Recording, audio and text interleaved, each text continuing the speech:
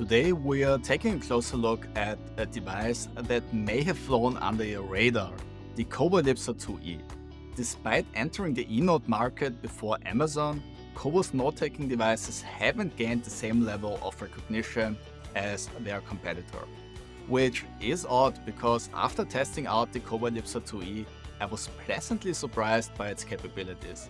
In this video, I'll be sharing my thoughts on whether it's worth considering as your next purchase. The Kobo Elipsa 2e comes with a 10.3-inch InColor 1200 screen and is designed for both reading ebooks and taking notes.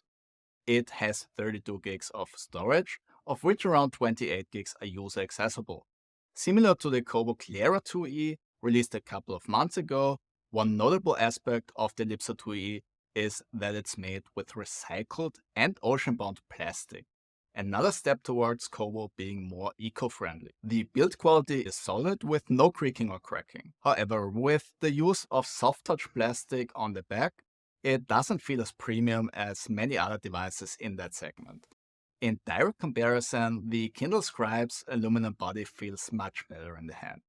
But that's basically the only downside, as besides being eco-friendly, the plastic also provides a better grip than the smoother aluminum frame of the competitor.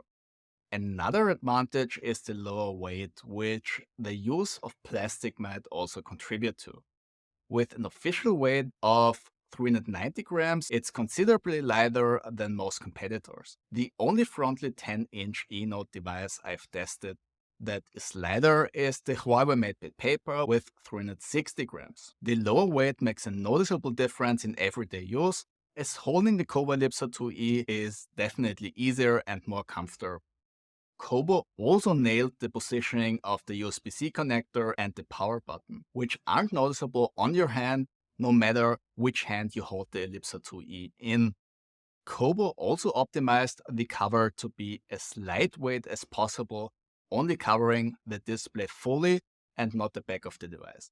However, the cover has a few issues of its own, which I'll talk about in a separate video, so make sure to subscribe to not miss it.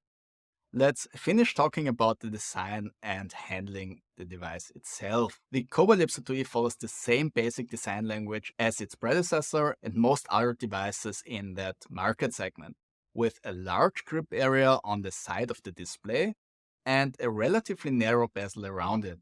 Similar to most of the competition, it's also very thin, but with a slight slope in its thickness. One side of the device is slightly thicker than the other one, and Kobo added 2 rubber feet on the thinner side so that you can put the Elipsa 2e down flat on a desk without wobbling.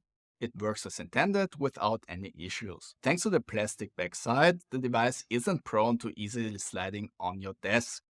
It's not exactly as sticky as a Remarkable 2 or Kindle Scribe, but very close. Let's talk about the Kobo Stylus 2. It comes in the box with the eReader and now has an added eraser on the top. It's made of metal, which gives it a good feeling when holding it in the hand. Personally, I wouldn't have minded a tiny bit more weight, but at 14.6 grams, it's totally fine and comparable to the Kindle Scribe's pens. Besides the eraser, there is also a highlighter button to quickly highlight text without the need to switch functions in the software. The Kobo Stylus 2 is an active pen, same as the version before it, and should last a couple of months on one charge, after which you can recharge it via USB-C, although I prefer a passive pen. As long as I don't have to think about charging it every couple of days, I can live with this solution as well. And as far as I can tell at this point, that doesn't seem to be a problem. However, there are 4 things that I actually find annoying. These issues are a bit nitpicky, but for $400 I feel they shouldn't exist. The first one is the eraser at the top. The function itself is fine, but it's a bit wobbly and moving the pen creates this subtle crackling noise, which I found pretty annoying. My second annoyance is the incredibly prominent Rakuten Kobo logo at the end of the pen. I feel like it should have been a bit subtler, same as with the pens of other manufacturers. That white color just sticks out too much for my taste. My third gripe with the pen is the attachment position to the Kobo Elipsa 2e. Instead of attaching it to the side like most competitors are doing it, the pen is attached to the top of the device. That can be an issue if you turn the eReader around, as the pen then sits at the bottom of the screen, which can be annoying if you want to read while putting down the eReader on that edge. So you have to reattach the pen at the top again for it not to be in the way. This issue brings me directly to my fourth concern. Because the pen attachment isn't centered, the position is also different depending on the orientation of the device, making it less intuitive to just snap it on there after rotating the e-reader. Also because there is not just one flat side on the pen indicating the magnets, like on many competitors' pens, it's not always as snappy to put it into place. With the Kobo Stylus 2, I feel like I have to hit the right angle and spot on the device more accurately for the pen to snap into position. Another issue I had sometimes was the Elipsa recognizing the pen before it was hitting the screen surface for a couple of seconds, which I found pretty annoying because it made my handwriting look even more unreadable than it already is. What's nice though is that the magnets are balanced quite well. They are not too weak and not too strong. You can shake the pen off if you try, but under normal circumstances, I haven't had any issues with it. Same as with the passive counterparts from the competition, you need to replace the tip from time to time. There are 2 replacement tips in the box, and changing it is pretty easy. Now let's talk about writing feel and latency. The writing feel of the pen on the Elipsa 2e's display is quite unique when comparing it to most other eNote devices. When touching the display with the pen, the harder plastic tip makes it feel more like making contact with a regular tablet with a glass display. However, the screen surface of the Elipsa 2e has a very noticeable texture to it, even more pronounced than on the Kindle Scribe or Remarkable 2, which makes it feel very similar to other devices when just sliding the tip over the surface. So you'll mostly notice the difference between this and other devices when touching down the pen on the screen. It's not a problem or annoying, just a noteworthy difference that's good to know. Kobo doesn't give a number on the latency when writing with the pen, but comparing it with the Kindle Scribe, there's a bit more lag on the Elipsa 2e, which you can see with the naked eye. I measured it with a super slow motion shot and calculated a value of roughly 35 milliseconds. Just for comparison, the Kindle Scribe and Remarkable 2 have around 20 milliseconds, and the Huawei Mate paper officially lists its latency with 26 milliseconds. I'd say the 35 milliseconds latency of the Elipsa 2e is just on the verge of being a problem. When writing in a regular notebook, I don't feel like the lines are dragging behind annoyingly slow. And I personally had no issues writing on it. However, for me the latency made the writing experience a bit less natural than on the Kindle Scribe or Remarkable 2. Let's take a look at the e-ink display. When the Kobo Elipsa 2e first leaked through the FCC listings, I was sure Kobo would use a 300 ppi display. But either it's still too expensive or Amazon still has exclusivity on it. So to the surprise and disappointment of many, the Elipsa 2e still has a 227 ppi display.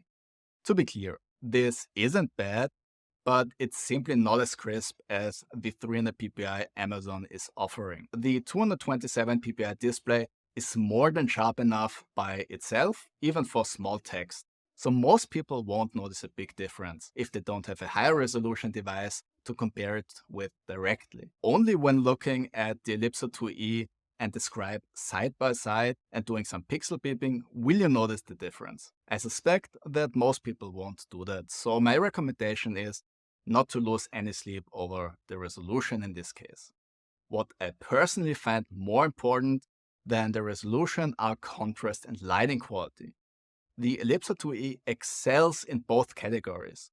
The contrast levels of the ink Color 1200 screen are on par with the Kindle Scribe, making readability perfect in any lighting situation. The lighting quality is possibly the most even-fronted illumination I've seen in that size segment so far. It's not perfect, but it's very close, both for the cold white and the warm orange light settings. As someone who is very sensitive about irregularities with the front light, the Kobo Elipsa 2e is definitely my favorite in the 10-inch segment at the moment. What's not always working so great is the anti-ghosting behavior. When reading a regular book, it's mostly okay. Looking a bit closer, you can see ghosting in a book as well, but it's still at tolerable levels in my eyes. Where it sometimes becomes a problem is in notebooks after using the options menu. This looks like a simple software issue that is hopefully fixed soon. But opening the options, changing something, and going back to the notebook leaves its marks, literally. To fix that issue, you have to do a manual page refresh, which you can trigger in the menu. In terms of software, the Kobo Elipsa 2e maintains the minimalist and clean user interface that Kobo is known for. As always with Kobo e-readers, I don't like that connecting it to a Kobo account is mandatory. You can do that with Wi-Fi or with the help of your computer, but either way, you need a Kobo account.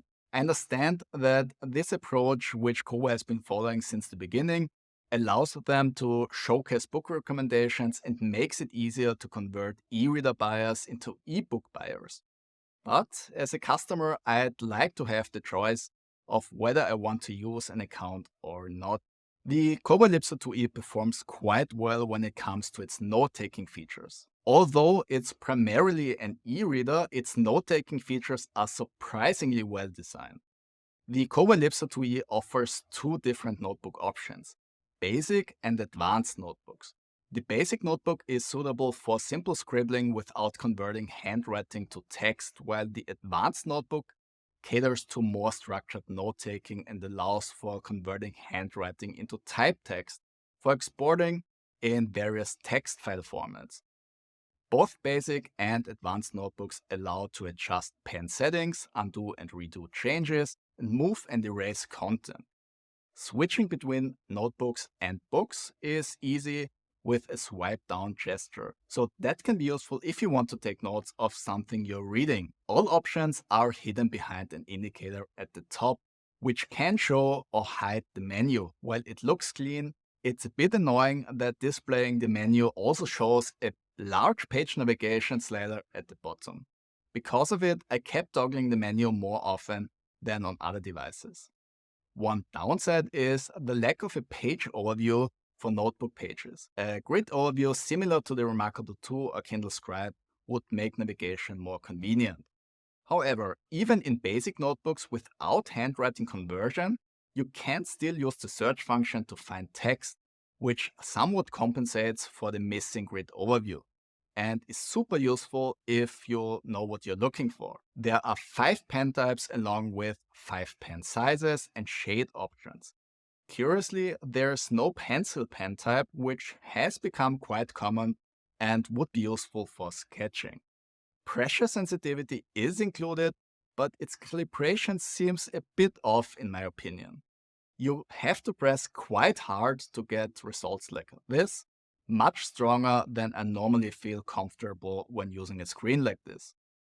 You can adjust the notebook background in basic notebooks and choose from 20 different templates. Advanced notebooks always use lines, which can be customized in 3 levels: narrow, default, and wide.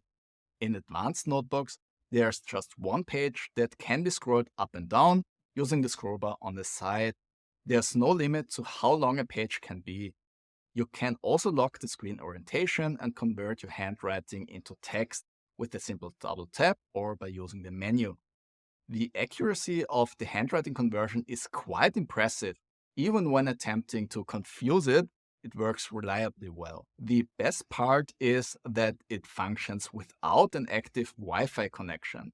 This means you can use handwriting conversions without sending in notes to a cloud service, as it's the case with some other manufacturers. Advanced notebooks also allows users to solve simple math equations and create diagrams and shapes that automatically convert your scribble. The Kobo Elipsa 2e automatically syncs and backs up your notebooks on kobo.com. You can deactivate the sync in the device's settings, however. Alternatively, You can also export notes to Dropbox or save them locally in various file formats like PDF, Word, HTML, PNG, or JPEG, depending on the notebook type.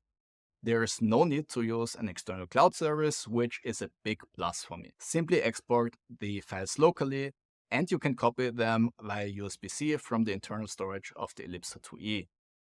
What's not working perfectly all the time is palm rejection. I feel like there's sometimes a problem with it when putting my hand down on the screen. That's working a bit better on other devices in my opinion, but hopefully that can be fixed with a software update as well. While I found the notebook functions to be surprisingly good, PDF features are somewhat mixed. My main issue is that the handwriting features found in notebooks are only partially available in PDFs. You can create notes directly on a PDF page, but you can't change the pen size or type. You also can't undo or redo lines or move them around. Additionally, the highlighter, accessible with the pen's extra button, looks a bit weird. PDF navigation itself is decent, but not super responsive, but not too slow either. It's comparable to the Kindle Scribe.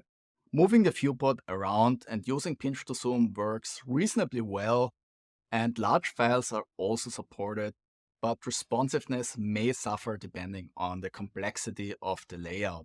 I typically only had issues with large files more than 70 megabytes in size. One helpful feature is the double tap to zoom. That way you can zoom in on portions of the page and move the viewport around much faster. This works especially well with scientific papers with a 2-column layout. But what's a bit annoying in this case is that the page overview in the top left corner takes just a bit too long to automatically disappear and can be in the way of the text you want to continue reading. Alternatively, you can rotate the device into landscape and read large format files closer to the original size. Once you finish reading and annotating your PDF, you can simply close it and copy it with all your annotations in place to your computer via USB-C. There is no need for exporting or converting anything. One thing Kobo does better than anyone else, in my opinion, is note-taking in normal eBooks. Since text reflow is an issue when writing directly on a page with a non-fixed layout, the Kindle Scribe, for example, only allows for sticky notes. Kobo has a smarter solution in my opinion. When writing directly on a page, the system creates a screenshot and a reference. If you change the text size, it only shows that reference at the old position, and clicking it opens the screenshot with your handwritten note. From there, you can change the text settings back to see your note with the same layout you took it in, if you want to.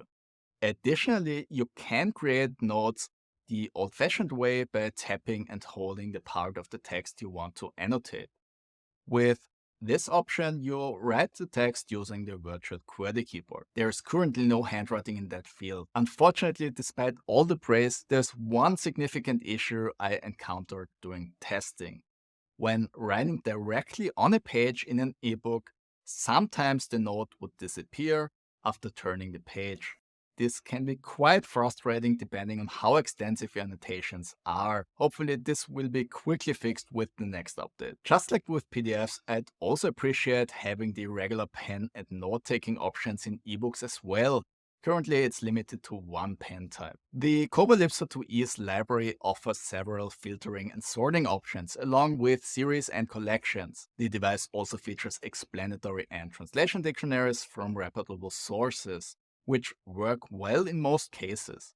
However, translation dictionaries are mostly limited to English. You can also quickly look up a word in Wikipedia or Google using the built-in browser, which is functional but not as fast or reliable as on many other e-readers. Kobo e-readers have always been known for their robust text styling options, and the Elipsa 2E is no exception.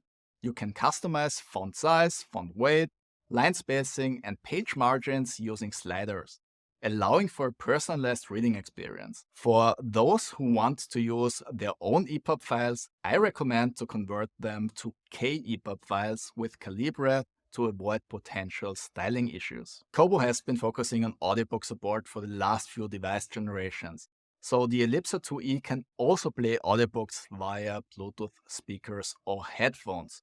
The system is primarily designed for Kobo's audiobook offerings, but also allows for side-loading audiobooks and music. However, side-loaded content is accessed through a secondary audio player with a very basic user interface, essentially just a bunch of links on the screen. So keep this in mind if you plan to use the Kobo Elipsa 2E for audiobooks not purchased directly from the Kobo store. The Elipsa 2E's ebook store, accessible through the Discover menu item, follows the same design language as the rest of the user interface. It's easy to use, offers various filtering options, and features a useful live search function. The store is seamlessly integrated into the system, making for a coherent shopping experience. One standout feature I want to mention before coming to an end is the large print mode that you can find in the beta features section.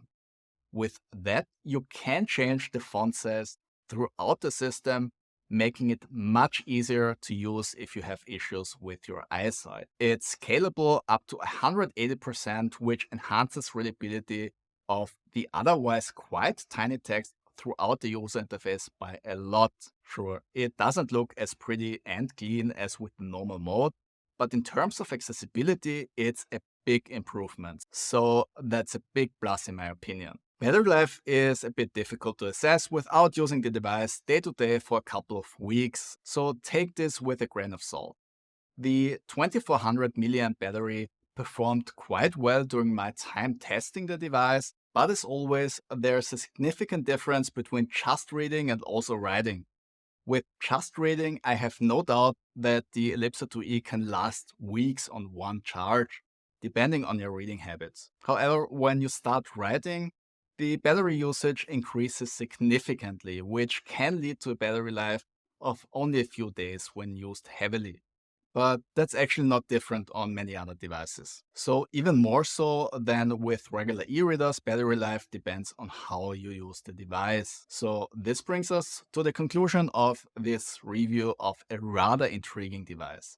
The Kobo Elipsa 2E has quite a few advantages over its competitors, such as its lightweight design, exceptional illumination quality, great contrast levels, and impressive software and note-taking features. Unfortunately, it's not all praise, as there are also a few things I don't like, such as the latency with the pen input, the cheaper feeling plastic finish, a few minor issues with the pen itself, and the mentioned software issues, of course. However, despite all of that, I'd say that Kobo has achieved a good balance with this device overall. I think the biggest concern for most people will be the slower pen input compared to the competition. But honestly, I didn't feel like it was a problem during normal use of the device. So I recommend not dismissing the Elipsa 2E solely because of that, and give it a try in a store if you have the chance. I'll make a separate video for this somewhat peculiar cover to not make this video any longer than necessary. If you found this video helpful, please like and subscribe so you don't miss future reviews and comparisons with other devices as well. Also be sure to check out my other eNote device reviews. Thanks for your time watching and see you in the next one.